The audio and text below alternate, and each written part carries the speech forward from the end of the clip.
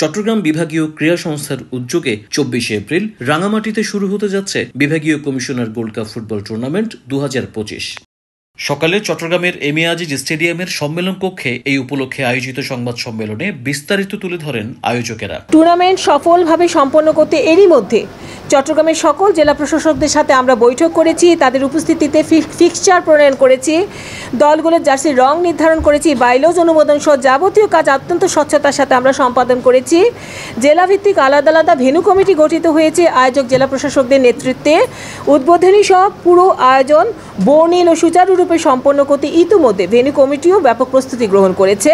আশা করি আপনাদের লেখনীয় পরামর্শে এই আয়োজন আরও প্রাণবন্ত হবে।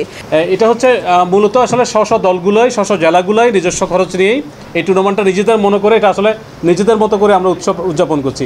বিভাগীয় কমিশনার যেহেতু এটার সভাপতি, জেলাগুলো যেহেতু এটার প্রত্যেকটা টিমের অংশ, প্রত্যেক জেলা প্রশাসক নিজস্ব কন্ট্রিবিউশন দিয়ে এই টুর্নামেন্টটাকে সাকসেস করছেন। এবারের আসরে বিভাগের 11টি জেলার 11টি দল অংশ নেবে। টুর্নামেন্টকে ভাগ করা হয়েছে 2টি জোনে। ক জোনে আছে চট্টগ্রাম, কক্সবাজার, বান্দরবান, খাগড়াছড়ি ও রাঙামাটি। খ জোনে কুমিল্লা, ব্রাহ্মণবাড়িয়া, চাঁদপুর, নোয়াখালী, লক্ষ্মীপুর এবং ফেনী।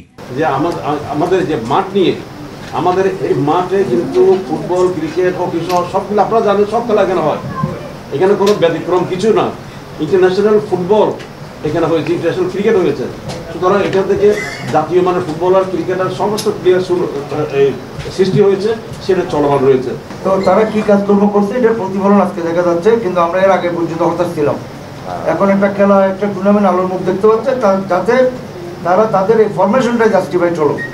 এটার জন্য তাদেরকে বিভাগীয় ক্রীড়া সংস্থা থেকে শুরু করে আমাদের বিভাগীয় কমিশনার, এখানে সদস্য যারা আছেন, যারা বসর ভাই, হাবিজ ভাই, যারা আছেন ক্রীড়া সংস্থা, সবাইকে ধন্যবাদ জানাচ্ছি। 24 এপ্রিল বৃহস্পতিবার রাঙামাটি মারে স্টেডিয়ামে টুর্নামেন্টের উদ্বোধনী ম্যাচে মুখোমুখি হবে রাঙামাটি ও বান্দরবান জেলা। সংবাদ সম্মেলনে আরও উপস্থিত ছিলেন চট্টগ্রাম বিভাগীয় ক্রীড়া সংস্থার এডহক কমিটির সদস্য সচিব মোহাম্মদ শিহাবুদ্দিন, সদস্য সৈয়দ আবুল বশর, চট্টগ্রাম প্রেস ক্লাবের অন্তর্বর্তী কমিটির সদস্য সচিব জাহিদুর রহমান কোচি, চট্টগ্রাম জেলা ফুটবল অ্যাসোসিয়েশনের সভাপতি SM শহীদুল ইসলাম সহ ক্রীড়া সংগঠকেরা। টুর্নামেন্টে সার্বিক সহযোগিতা করছে ইংরেজি দৈনিক দ্য পিপলস ভিউ।